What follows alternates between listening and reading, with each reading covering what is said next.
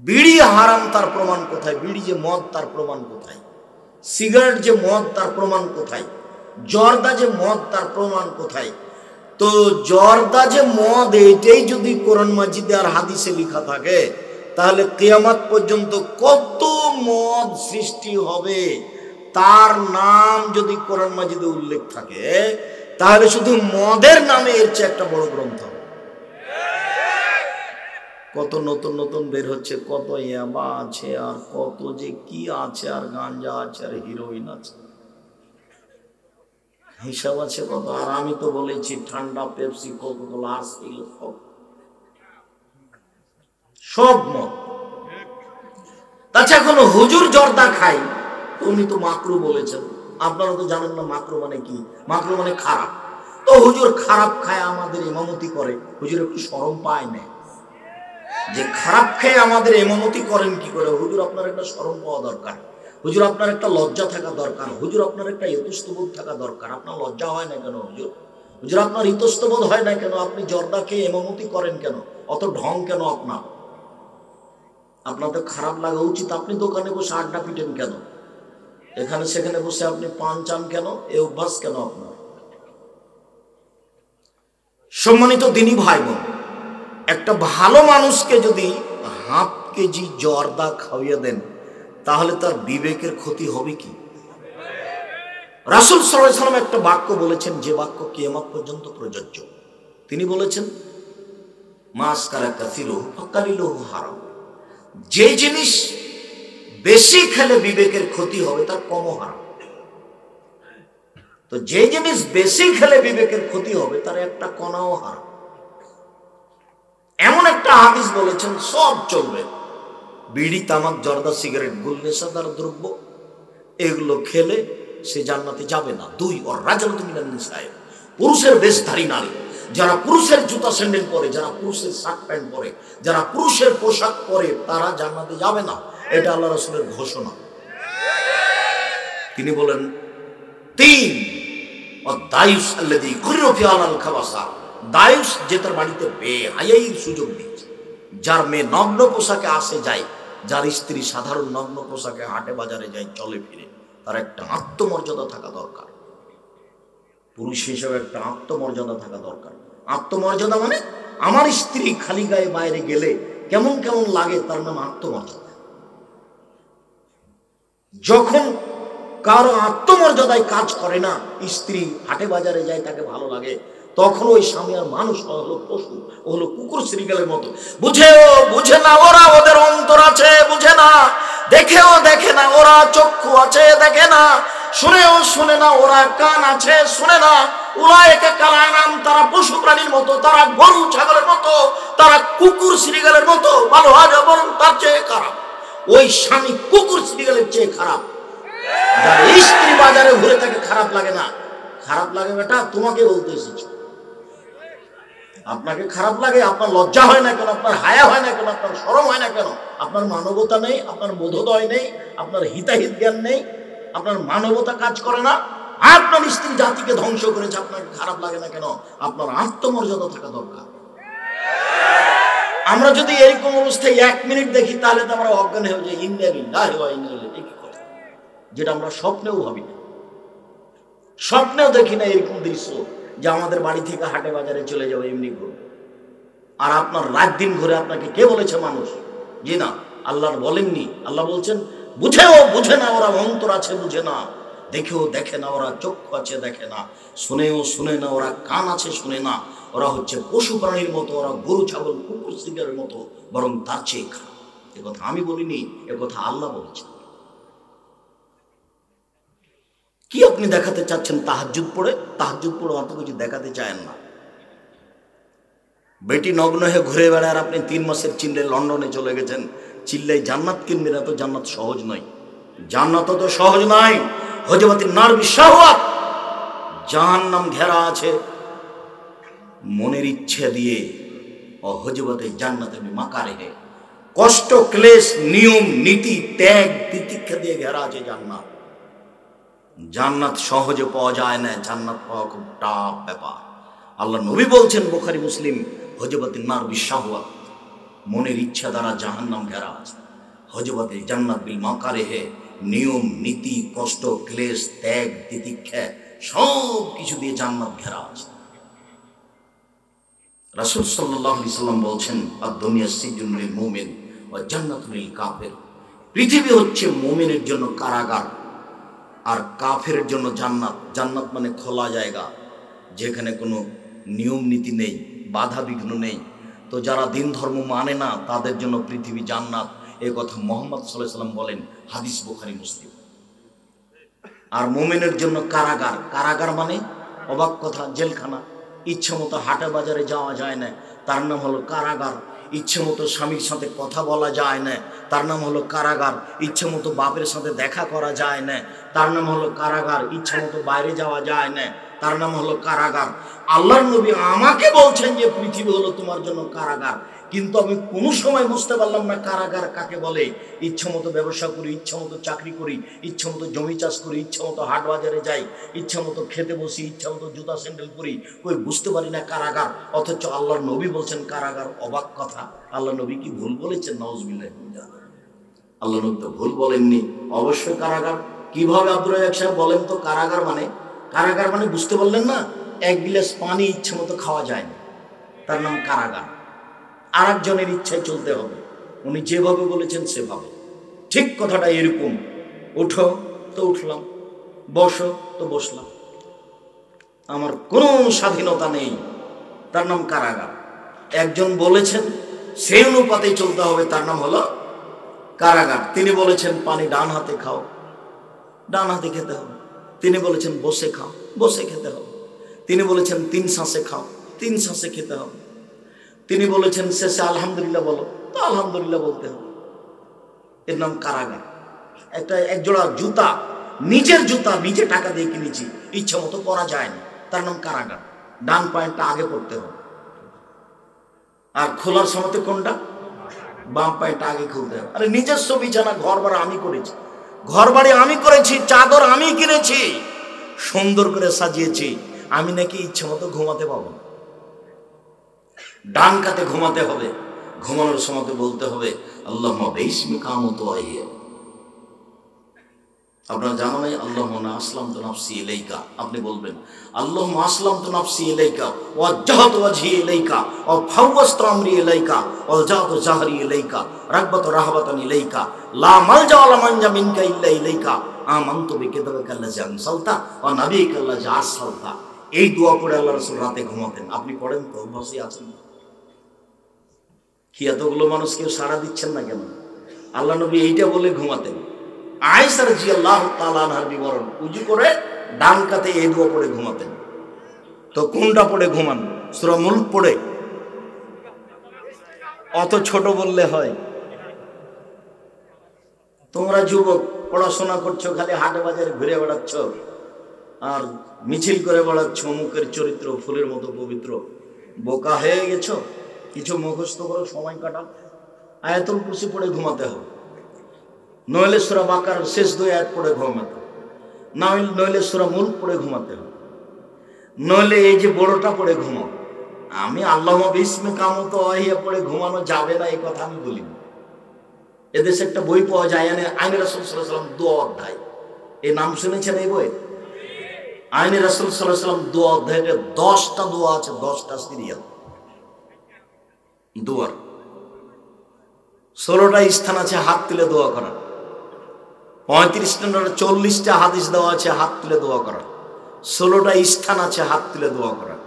আপনারটাই লিখেছি, কেন যে আপনি পড়েন না? সাদ করে এভাবে এসেছেন, বাড়িঘর রেখে দিয়ে ছেলে মেয়ে সহ, তো একটু সাদ করে বইগুলো নেওয়ার চেষ্টা করবেন, তাহলে আপনি সহ আপনার আহাল পরিবার সহ সবাই সফলতা পাবেন। সম্মানিত দিনী ভাই বোন, বলছিলাম আল্লাহ তাআলা নবী রাসূলগণকে এইভাবে হালাল খাওয়ার জন্য বলেছেন। আল্লাহ তাআলা বলেন, ইয়া আইয়ুহার রাসূল কুলু মিনাত তাইয়্যিবাত ওয়া আমালু সলিহা।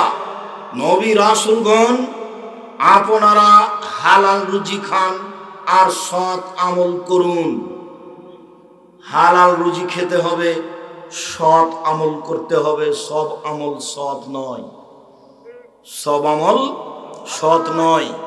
মাগরিবের ফরজ সালাতের পরে 2 রাকাত সুন্নাত পড়লাম, এটা হলো সৎ আমল। মাগরিবের 3 রাকাত ফরজ সালাতের পরে 6 রাকাত সুন্নাত পড়লাম, এটা আর সৎ আমল নয়। বুবু কিন্তু বৈঠকে বলেছে, বুবু মাগরিবের পরে যদি 6 রাকাত সালাত পড়ো বুবু, এটা নাম সালাতুল আওয়াবিন বুবু, 12 বছরের ইবাদতের সমান নেকি হবে বুবু, 6 রাকাত বুবু। মানে মহিলা বৈঠকই চলবে না, মহিলা বৈঠকই না করেছি প্রায় মিথ্যা কথা, ও দিয়ে চলবে না। 6 রাকাত যদি সালাত আদায় করে নফল মাগরিবের পরে, এটা সৎ আমল নয়। কোরআন মাজিদ পড়া হয়ে গেল, আপনি বলবেন সুবহানাকা আল্লাহুম্মা ওয়া বিহামদিকা আশহাদু আল্লা ইলাহা ইল্লা আনতা আস্তাগফিরুকা ওয়া আতুবু ইলাইক, এটা হলো সৎ আমল। কোরআন মাজিদ পড়া শেষ হয়ে গেল, আপনি বললেন সাদাকাল্লাহুল আযীম, তখন এটা সৎ আমল নয়। আপনি ইস্তিগফারের জন্য বলছেন আস্তাগফিরুল্লাহ আল্লাযী লা ইলাহা ইল্লা হুয়াল হাইয়ুল কাইয়ুম, এটা হলো সৎ আমল। আপনি ইস্তিগফারের জন্য বলছেন আস্তাগফিরুল্লাহ রাব্বি মিন কুল্লি জামবি ওয়া আতুবু ইলাইহি, এটা সৎ আমল নয়। আপনি বলেন আসসালামু আলাইকুম, হাতের সাথে হাত মিলালেন, পৃথক হওয়ার সাথে সাথে সব পাপ ক্ষমা হয়ে গেল। করোনার কারণে হাত মিলানো যাবে না, নবীর হুকুম চলবে না। মুহাম্মদ সাল্লাল্লাহু আলাইহি সাল্লাম বলেছেন আসসালামু আলাইকুম বলে হাত মিলানোর পরে হাত পৃথক হওয়ার সাথে সাথে সব পাপ ক্ষমা করে দেওয়া হবে, কথা মুহাম্মদ সাল্লাল্লাহু আলাইহি সাল্লাম বলেন। সালামের সময়তে এইটা হলো রাসূলের নিয়ম, সৎ আমল। সালাম দেওয়ার সময়তে কেউ যদি বলে ইয়াগফিরুল্লাহু লানা ওয়া লাকুম, তার সৎ আমল হলো না, এই দোয়া দুনিয়াতে নেই।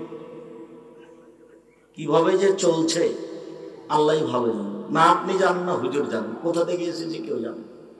বিসমিল্লাহ বলে মাটি দিয়ে দিতে হবে, এটা হলো সৎ আমল। কিন্তু আপনি মাটি হাতে করে যদি বলেন মিনহা খালাকনাকুম ওয়া ফিহা নুঈদুকুম ওয়া মিনহা নুখরিজুকুম তারাতান উখরা, তখন এটা সৎ আমল হলো না। পৃথিবীর নবী রাসূলগণ আপনারা হালাল রুজি খান এবং সৎ আমল করুন। আল্লাহ তাআলা সাধারণ জনগণকে হালাল রুজি খাওয়ার জন্য আদেশ করেন। আল্লাহ তাআলা মুমিন পুরুষ নারীকে হালাল রুজি খাওয়ার জন্য আদেশ করেন। আল্লাহ তাআলা নবী রাসূলগণকে হালাল রুজি খাওয়ার জন্য আদেশ করেন। মানুষের জীবনে সবচেয়ে গুরুত্বপূর্ণ কাজ হচ্ছে 5 ওয়াক্ত সালাত।